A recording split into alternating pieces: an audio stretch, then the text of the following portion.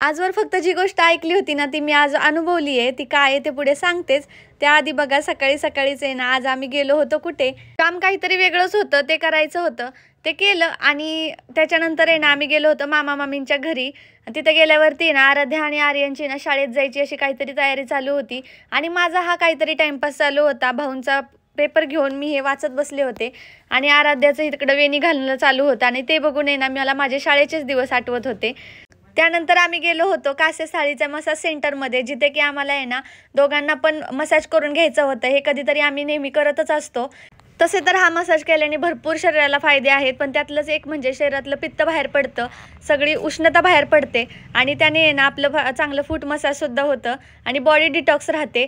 आता ह्याचा live result तुम्ही बघू शकता. सुरुवातीला ह्यांचे पाय किती क्लीन होते आणि आता बघा पूर्ण शरीरातली उष्णता बाहेर पडलेली आहे. आणि इथे ना तुम्हाला आपल्या गरजेनुसार वेगवेगळे इक्विपमेंटसुद्धा भेटतील, जेणेकरून तुम्हाला जसे मसाज पाहिजेत ना तसे मिळतील. आता ह्यांचं मसाज करून झालं होतं, तर माझीसुद्धा इच्छा झाली की मीही करून घ्यावं. आता माझ्या शरीरातून तर काही एवढी उष्णता बाहेर पडली नाही, पण तेवढंच आपली बॉडी डिटॉक्स होईल म्हणून मीही ते करून घेतलं.